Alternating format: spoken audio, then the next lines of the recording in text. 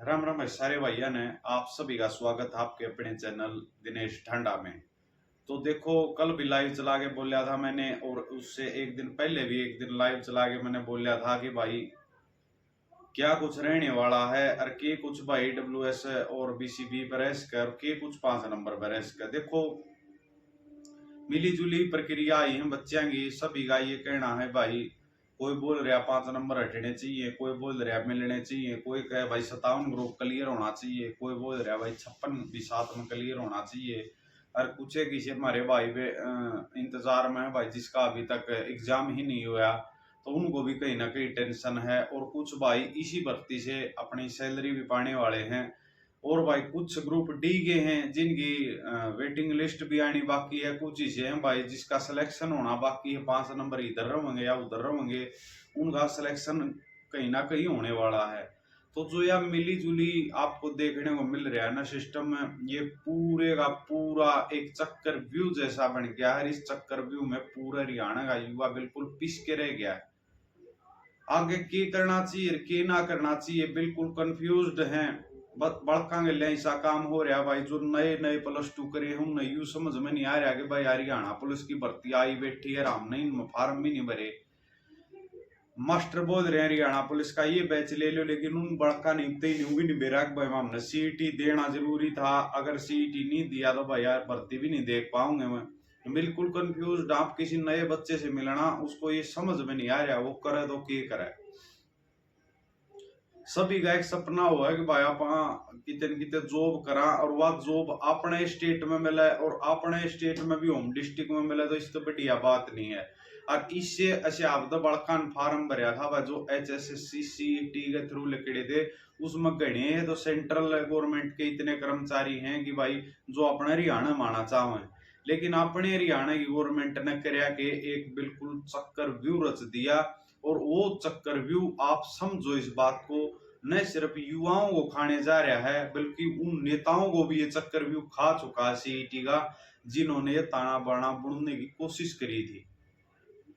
मनोहर लाल खट्टर ने इस्तीफा दे दिया, लेकिन इस इस्तीफे का जिम्मेवार अगर कहीं ना कहीं ठहराया जाए तो भाई हरियाणा का युवा इसको मान के चलो, क्योंकि नेगेटिव माहौल इतना बढ़िया बनाया भाई इनके खिलाफ, क्योंकि न करे कुछ नहीं इस सेशन में। गणे बालक न्यू को भाई कांग्रेस का राज में न्यू होगा, पर्ची खर्ची चलेंगी। वह बात की बात है भाई क्यों अगर के नाना द्वारा कोई गवर्नमेंट ने सपोर्ट करता किसी भी गवर्नमेंट ने, क्योंकि आड़े भाई अपने एग्जाम में जुड़े हुए बालक हैं और अपना पेपर या अपना जॉब है ना वो सिक्योर करना चाहो भाई, किसी न किसी तरीके तो हो जाए। वह किसी को किसी पार्टी से कोई लेना देना नहीं है। कदे ये मान लीजिए चलो कि भाई ये फलानी पार्टी का झंडा उठाया हुआ, ये तगड़ी पार्टी का झंडा उठा रहा है, यहाँ कोई किसी का झंडा उठाने वाला नहीं। लेकिन भाई रियलिटी क्या है, रियलिटी ये है कि ऐसे चक्कर व्यू में पिस रहा है बच्चा, उसको कुछ भी समझ में नहीं आ रहा। जिसका 56-57 का बढ़िया एग्जाम बने रहा, उसको ये नहीं समझ में आ रहा कि भाई घर आराम से बैठा बैठा इंतजार करूं, या मैं प्रोटेस्ट करूं, या मैं लाइब्रेरी में जाके पढ़ूं, क्योंकि उसको ये भी नहीं पता कि बस जो रिजर्व फैसला आने वाला वो क्या रहने वाला है। रिजर्व फैसला आने के बाद भी 56 वाले को फिर से ये सिक्योर नहीं है कि भाई मारा के रहने वाला है। तो इसका पूरा ताने बाने का जो जिम्मेवार अगर मानी जाए तो पूरी इसका क्रेडिट सरकार को जाओ भाई, और किसी को नहीं जानता। क्वालीफाई वाले बालक के मर गए, हमारा क्वालीफाई करो, उनका क्वालीफाई नहीं करया, वहां अपना कोर्ट में केस करे बैठे हैं, किसी का सिलेक्शन नहीं हुआ। तीनों सोचा 5 नंबर के ऊपर केस करते, अगर 5 खत्म हो जाओगे तो तारा नंबर आ जाओगा। कोई 1 नंबर तो रह गया, उस तीनों सोचा तू केस करते भाई, थोड़े बहुत बालक बाहर निकलेंगे, 1 नंबर लिस्ट हो सके डाउन आ जाए, 13 नंबर आ जाओगा। ऊपर ने सोचा भाई यार सारे के सारे एक लो हो जाओ, और तू इन न्यारा लेकर जाओ, 13 नंबर पड़ जाओगा। जिसकी ओनली 57 का बढ़िया बड़े रहा, उन्हें सोचा 56 पड़ा रहने दे, 57 क्लियर हो जाओ, 13 नंबर पड़ जाओगा। 56 वाला ने सोचा सब तब पहले यह लिस्ट लागनी चाहिए, इसमें 13 नंबर पड़ जाओगा। या 13 मेरी का कारण बालक इतने डिवाइड हो गए रह गए पूरे हरियाणा में। इनका फायदा हर कोई उठाने की कोशिश कर रहा है, क्योंकि एक भीड़ बन के रह गए हैं, भीड़ का कोई रूप नहीं होता। इसका फायदा कोई भी आगे उठा सके, अपनी राजनीतिक रोटियां सेक सके। इसी मुहिम में भाई एक थोड़ी ही कोशिश करी थी कि भाई बड़का पर्चा भरवा दिया जाओ बेरोजगार बड़का, लेकिन भाई उसमें भी कहीं ना कहीं टांग अड़ाने की कोशिश की गई है। कुछ बच्चे लगा लो या भाई कोई विरोधी लगा लो, अब वो ये बोलने लग गए हमारा मकसद राजनीति करना नहीं था। मान लिया भाई, बिल्कुल 100% आपकी बात से सहमत है।